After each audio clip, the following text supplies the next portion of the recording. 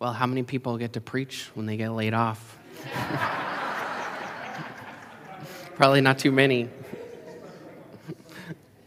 But I wanted that announcement to be before I spoke intentionally. That was by design, because I wanted to preach about that today, and not just for me personally, but for people, us as people, because I'm not the only one who's ever gotten laid off from a job.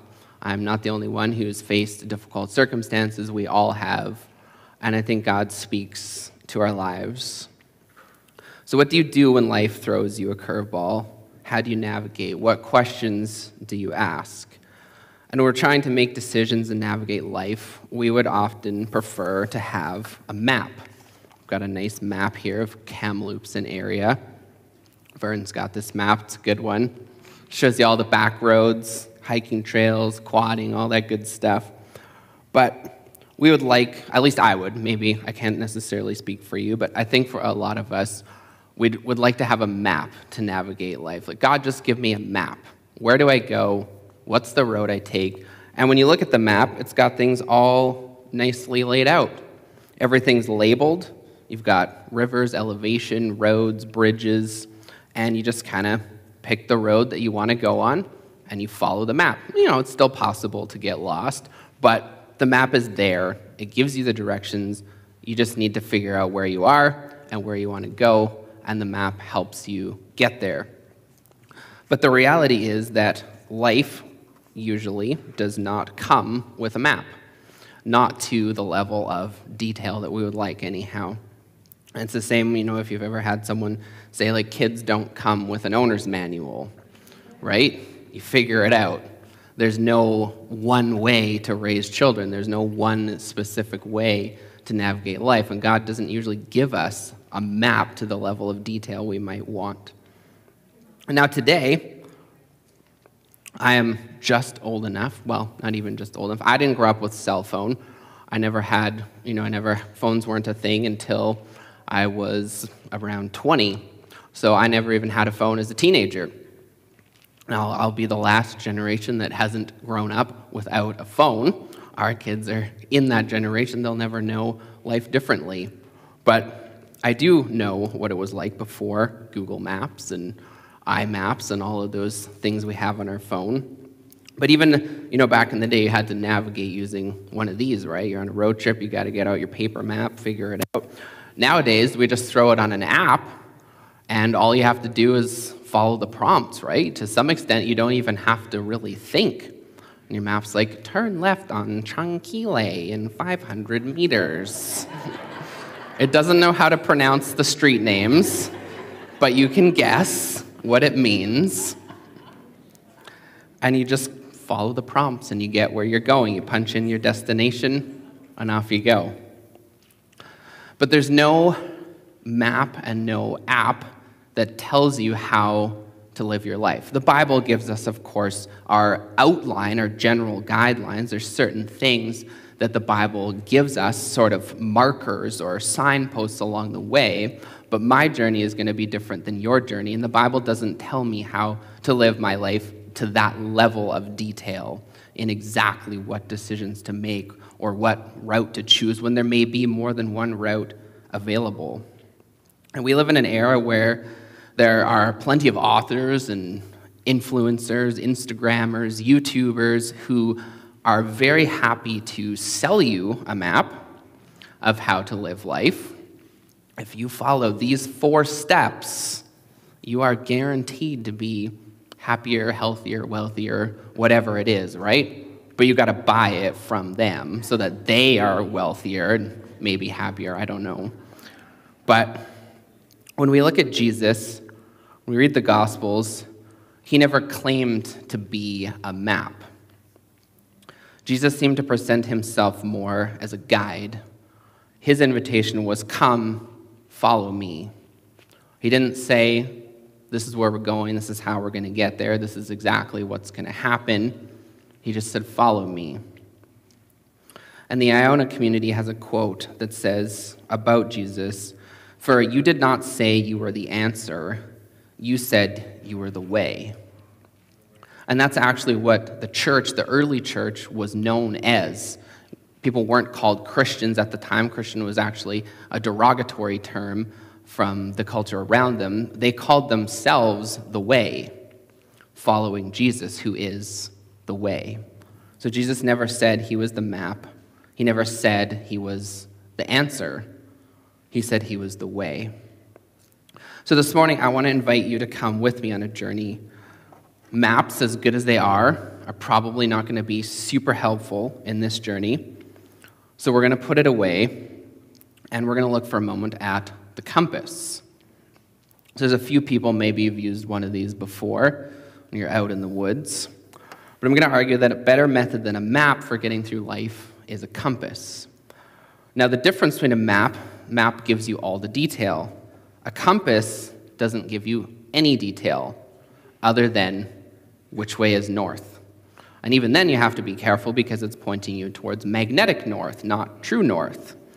And you have to take into account where you are in the hemisphere so you have your declination set correctly. Otherwise, you're going to go the wrong way. But when you know the direction that you want to go, a compass will keep you pointed in that direction. The map can't tell you what way you are going. The map just shows you the lay of the land. A compass can actually tell you the direction that you're going. Now, when you're using a compass to navigate in the woods, you need to follow the bearing that you're following to try and get from point A to point B. But the compass doesn't tell you necessarily what obstacles might be in your path. You may or may not know that there's a cliff at a certain point along your route. You may or may not know that there's a lake that's going to get in your way. Now, when you come to an obstacle like that, when you have your compass, you're following your bearing, you're going along, now there's a lake in front of you. You got to get around that lake. Unless you're Jesus, you're going to have to go around the lake. Jesus might have been able to go over the lake, and he wouldn't have bothered with, his compass. He could have just walked over it. You and me are going to have to walk around it. So what you do is you set your bearing on something that you can see across the lake, whether that is, a boulder, a log, something obvious that you can recognize when you get to the other side of the lake. Because what's going to happen if you don't do that, you set your bearing, you go around the lake, you kind of guess maybe where you were, and you take your bearing again. But if you are not at the point that is directly across the lake from where you took your original bearing from, you're now setting a bearing from over here, which changes your angle, which means you're now going to miss your destination because you're no longer following the same line. So if you set your bearing to a specific point, go around the lake, line up at the specific point where you were from the other side of the lake, then you take your bearing again and keep going, and you're now on the same line that you were before. Because if you don't, even a small error of just being, a couple of meters off at one point, depending how far you're going, can mean being dozens, hundreds, or even kilometers off later because you've deviated from the line of your bearing. And you're going to miss your destination if you don't stay on the same bearing. And our lives, I think, are much the same in that we're constantly encountering obstacles that the map didn't tell us about. Because I can look at this map and I can get the lay of the land. I can know the general outline of what's out there, the roads, the big features, the lakes, the mountains. I can see those things. But the map is not living. It doesn't tell me that there's been a landslide since that map was published that has changed the route, or that this bridge has washed out, or that river has changed course. It doesn't tell me those things. It doesn't tell me what obstacles I'm going to encounter along a specific route. With the compass, we can navigate through or over or around those obstacles while staying on the same course. Now, if you're a follower of Jesus, the obvious reference point is Jesus himself. Because when we set our bearing on Jesus and we follow him, we're not going to deviate from the course. And when things happen in life, we can continually check and recheck our bearing, our reference point on Jesus. knowing that as we follow him, if we continually recalibrate, reset ourselves on Jesus, we're going to be following him. We're going to get where we're going. We might not know exactly how we're getting there, or what options are going to be presented, or what obstacles we may encounter, but we're going to get there if we stay with Jesus. Adam Grant is an author I've really enjoyed over the last few years. Not a Christian, as far as I know, but he has some great writing. And his newest book is called Hidden Potential, and he writes that thinking we need a perfectly laid out map before moving forward with our goals keeps us feeling stuck. Instead, the goal should be grab hold of a compass. And you see the quote up here, and you have a nice map. And that's what we think we need, is a perfect map. And what we actually need is a general direction. And says the bad news is that a perfect map won't exist. The exact route hasn't been plotted for us. There may not even be a road. We might have to pave our own way, figuring out the route as we go, one turn at a time. And the good news is that to start moving, we don't actually need a map. All we need is a compass to gauge whether we're heading in the right direction. The compass helps us to keep moving in the right way without getting caught up in all of the details of, should I go left? Should I go right? Do I take this road? Do I take that road? How fast do I go? All of those things. The compass points us in the right direction. So when we set out on the journey, looking at the map can be helpful, but it's the compass that points us in the right direction. However, both the map and the compass don't serve much purpose unless we actually step out the front door. And here we find the difference between motion and action. Motion is the illusion of action. We want to get healthy, so we read a book, but we don't do anything. We want to try a new hobby, so we buy some gear, but we don't use it. Motion is thinking about something. I'm doing something by buying this item or reading this book or listening to that podcast. Those things are good, but unless we do something, it's just motion. It's not action. Movement requires action. And the old saying is that the journey of 1,000 miles begins with one step. And Bilbo Baggins said to Frodo, "It's dangerous business, Frodo, going out your door. You step on the road, and if you don't keep your feet, there's no knowing where you might be swept off to." And I find it interesting that when Jesus walked physically on this earth, he seemed to spend a lot of time walking, actually walking. It doesn't seem like he spent a lot of time sitting around. He did, and he paused and taught crowds here and there and had, what we would call sermons and did church and those kinds of things. But he didn't seem to spend a ton of time doing those things. He spent a lot of time walking. And he seemed to spend a lot of time walking with the disciples, going from town to town as they traveled, met people, had conversations. They walked, and they had a lot of time to have these conversations. It was referenced this morning, the road to Emmaus. They were walking. They had a long journey of multiple hours walking together, and Jesus had time on this walk to unpack the scriptures to these two disciples who were walking with him. And when Jesus was with his disciples, he didn't really seem to have a set curriculum that he was trying to teach them. He was certainly teaching them to follow him, and there's certainly biblical principles that he taught them, but I don't think he had a set curriculum in that, he didn't seem to quiz the disciples. They didn't have to write papers. They didn't have to have things perfectly together. He was often, when he taught, it was in response to a question that the disciples asked. They would ask him about something, or a scenario would present itself, or they'd be walking along the road, and they'd be like, "Hey, see that?" They would notice something, they would begin talking about it, and Jesus would begin teaching them as they walked. And even our education model today is probably more like a map than a compass. We've got learning outcomes, we've got things we have to memorize, fill in the blank, multiple choice, write the test, get the information correct, regurgitate what the teacher tells you, and you're going to pass the class probably. But God doesn't seem to operate that way very much. Author Mark Buchanan says this: "We walk with a God who seems in no particular hurry, and who it seems enjoys the going there as much as the getting there, a God who is slow." And Jesus seems to be more interested in who we are becoming, the character that is developing, and he's more interested in the journey than in getting somewhere quickly, which is often the exact opposite of what our culture teaches us, that we have to get to the destination. And not only do we need to get there, but we need to get there quickly, we need to get there efficiently, and we need to be really busy along the way.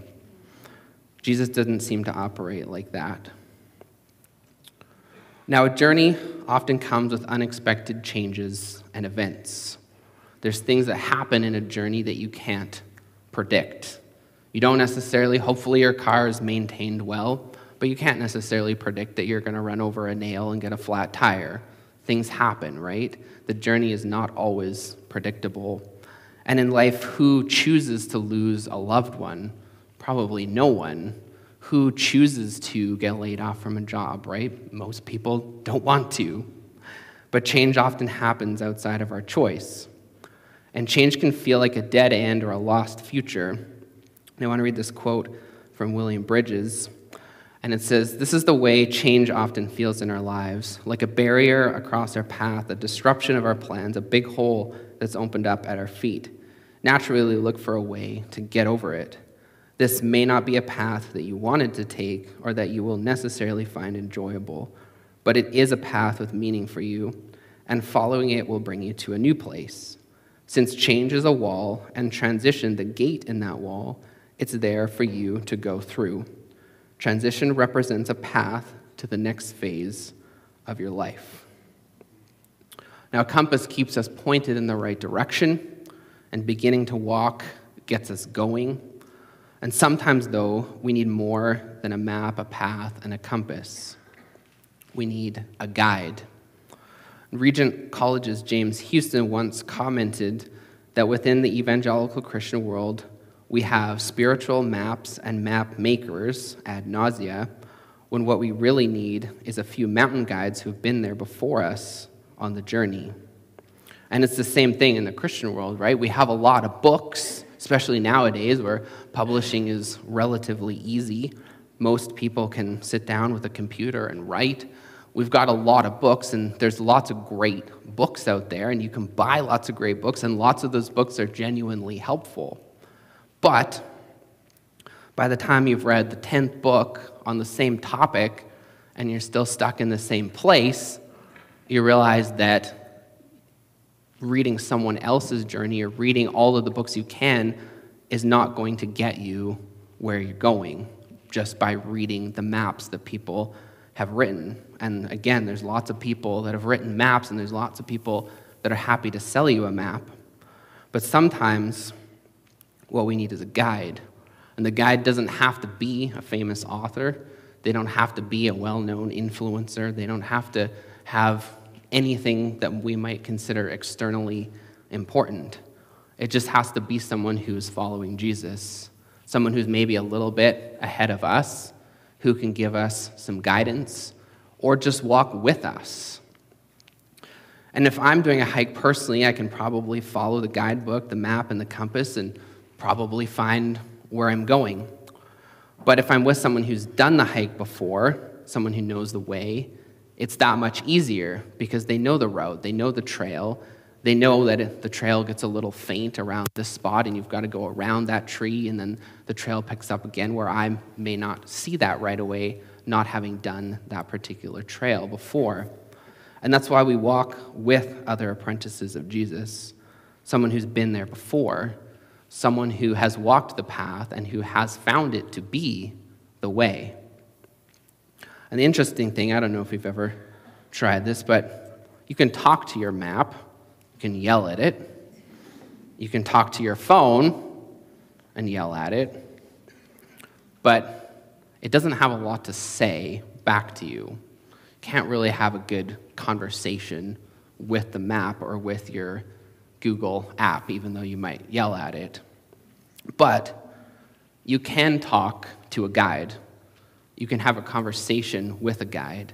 And that's the difference between navigating with a map and a compass and Google Maps and having a guide. The guide has been there before, and they can have a conversation with you. You can talk to them.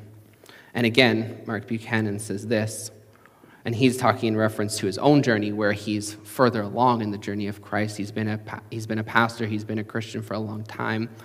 But he says, often now it's guidance I need, not knowledge. What I lack is not information, but discernment. The map, and he's referring to the Bible, that I've almost committed to memory. But navigating the terrain, that only a guide can give. Because when you look at the Bible and you read the Bible, sometimes we would like the Bible to give us direction in very specific situations, and it just doesn't. A lot of times it doesn't give us direction to the level of detail that we might want. It gives us principles and outlines and things that are right and wrong, but it's not necessarily going to tell you when you have 2 job offers on the table that you should take that job or that job. The Bible doesn't tell you that exclusively. Those are things where you have to seek discernment, wisdom, prayer, people around you. So in looking at this today, the question, of course, for us is, what's next? Well, we don't exactly know. But we came here on a step of faith. We stepped out of our comfort zone, and God provided a path to get here. So the journey continues. We trust God and his ability to guide us forward. And as I was thinking about this, there is a guy named Steve Cuss. He's got a website called stevecusswords.com. Funny guy. He has a play on his own name there. Christian author. He says, where's the gap between what we believe about God and what we experience in our lives? So in other words, what do we say we believe about God, and what do we actually do? And are those things the same? When we say we believe something about God, do we live as if that is true? I can say I trust God, but when I'm challenged, do I actually trust God? When I go through difficult times, do I actually put my faith in God? When push comes to shove, do we do what we say we believe? Do we trust God the way that we say we do? Do we follow him as guide, or do we look to YouTube or the news or books or whatever it might be, right? And for me personally, my views and experiences of God over the last number of years have become much less rigid and more about following him. And it's okay to ask God questions. There's freedom to explore. God's not worried by your questions. God is not afraid that you might question him or question something that you've heard. I can guarantee you he's heard it before, and he's not worried about it. And in this season, and I would encourage you, when you face difficulties in your life, question marks, consider what are the things that actually build a relationship with Jesus. What are the things that draw you close to him? Because getting your doctrine right is a good thing. Knowing your theology is a good thing. But if you only know about those things and you don't know Jesus and you aren't following him on a daily basis, you can have a lot of information that doesn't actually help you that much. Because once you know the information, then you need discernment. So what are the possibilities for you in your current situation? What might Jesus be leading you towards? And for me, although it's not perfect, this illustration of the compass has been really helpful in this phase of our journey, because I'm someone that typically would like to have the map. I'd like it all laid out. I want to get here, so I just take this route, go here, turn left there, so on and so forth. Easy enough, just follow the path. But when you don't have the map, and often life doesn't give you the map, if you have the compass and you orientate it towards Jesus, it's going to keep you at least moving in the right direction. You still have to make choices along the way. You still need discernment, and hopefully you have guides that can come alongside you, people that you can reach out to. Sometimes you need someone to talk with. Sometimes you need to have a conversation. And for me, last year, some of you may know this, I took some training to be a life coach.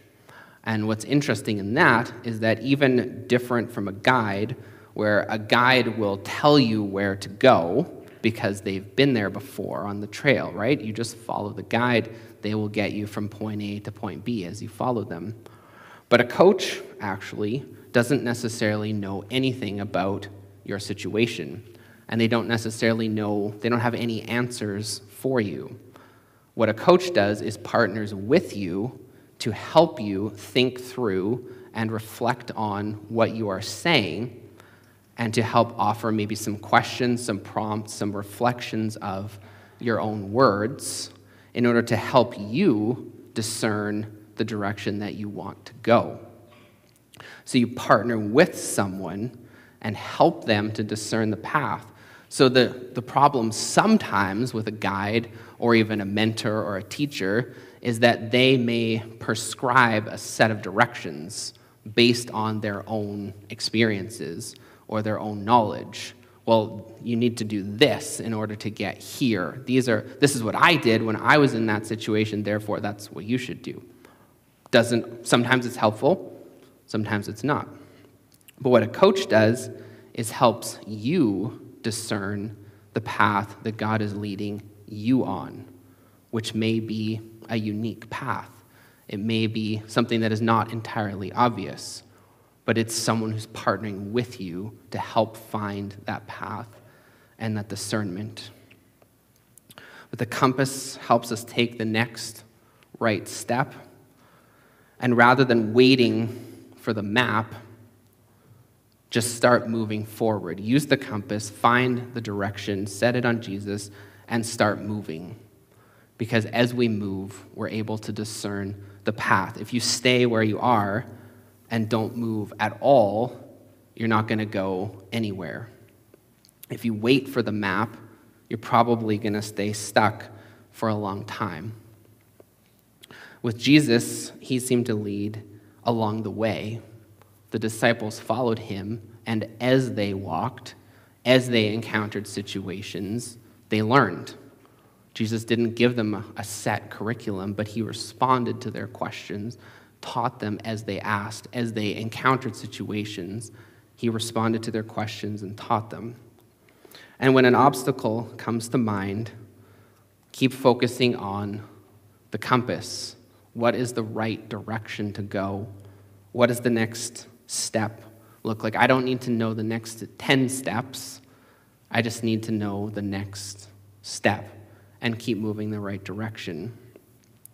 And something someone said to me that is interesting is where we look is where we go.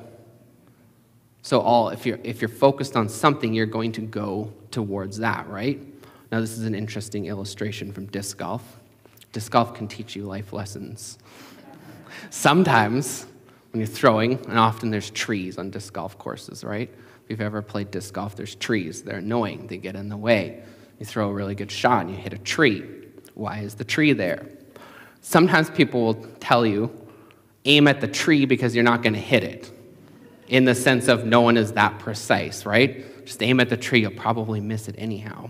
But the funny thing about doing is that you actually often hit the tree because you're thinking about the tree and you're thinking about aiming at the tree, and surprisingly, you hit what you aim at.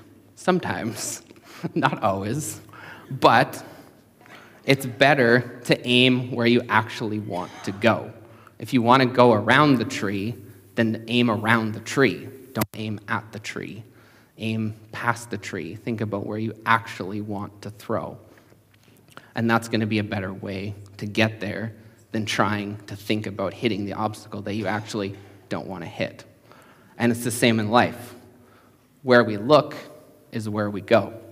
The things that we're focused on are the things that we end up pursuing. The things that we constantly spend our time focusing on are the things that we end up going towards. So think about what you're looking at in your life. Where do you want to go? What are you spending your time focusing on? And when we take our compass and set it on Jesus, focus on Him, look at Him, look to Jesus, and then, not too surprisingly, we end up walking towards Jesus. This morning, let me just close in prayer, because I know, like I said before, all of us, I'm certain, have faced difficult situations. All of us face question marks, and we all encounter obstacles in our lives. Lord, as we seek you, as we look to you, may you be for us the guide, the way, the one who knows where we're going. We don't need all the answers. We don't need the perfect map. We just need to know you, to trust you, Lord. As you lead, as you guide, let us follow you.